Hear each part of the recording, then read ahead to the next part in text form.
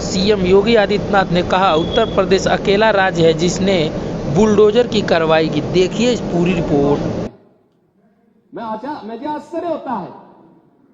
मुझे आश्चर्य होता है कि आखिर आप मानते किसको हैं? आप मानते किसको हैं?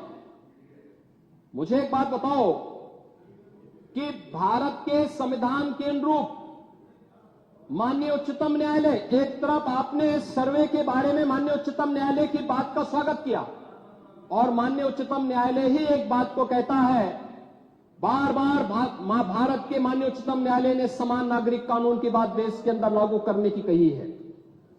और भारत अकेला देश है, भारत अकेला देश है जिसमें बहुसंख्यक समाज अपने लिए विशेष अधिकार की मांग नहीं करता है, बल्कि एक समान नागरिक कानून की मांग कर रहा है। और अगर एक माननीय न्यायाधीश ने, इलाहाबाद उच्च न्यायालय के एक माननीय न्यायाधीश ने उस समान नागरिक कानून की वकालत की, तो आप उनके खिलाफ महाभियोग का नोटिस राज्यसभा में दे दिए। या आपके दोहरे चरित्र को नहीं दिखा दो तो क्या है ये? आखिर दुनिया के अंदर यही हो रहा है, लेकिन भारत के अंदर बहुसंख्यक समाज कह रहा है कि साहब एक समान नागरिक कानून लागू करो। लेकिन अगर वही माननीय न्यायाधीश एक सामाजिक सांस्कृतिक संगठन के कार्यक्रम के दौरान इस बात को कहते हैं कि दुनिया के अंदर ये है, अगर भारत के अंदर इसको मांग करने की वकालत हो रही है तो बुरा नहीं। और माननीय उच्चतम न्यायालय बार बार इसके बारे में सरकार को कह चुकी है, लेकिन आप लोग उसमें एक तरफ उच्चतम न्यायालय के द्वारा सर्वे पर रोक लगाने का स्वागत कर रहे हैं, बुलडोजर की कार्रवाई पर दी गई गाइडलाइन का स्वागत कर रहे हैं।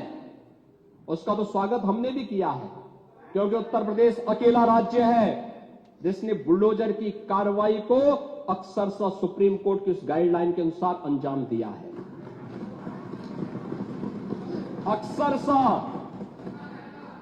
और इसीलिए मैं कह रहा हूं कि यही स्थिति है कि माननीय न्यायाधीश इलाहाबाद उच्च न्यायालय ने अगर वक्तव्य दिया समान नागरिक कानून के बारे में, तो समाजवादी पार्टी, कांग्रेस, इन सब के लोगों ने राज्यसभा में उनके खिलाफ एक महाअभियोग की नोटिस ही दे करके आप सच को मुंह जबरदस्ती बंद करना चाहते हैं।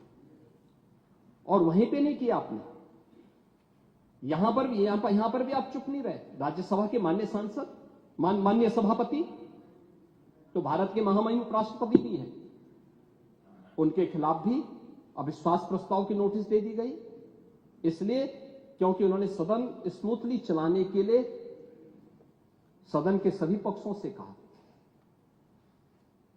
एक सभापति के रूप में, एक चेयरपर्सन के रूप में उनकी जिम्मेदारी यही है, उन्होंने इसी बात को कहा।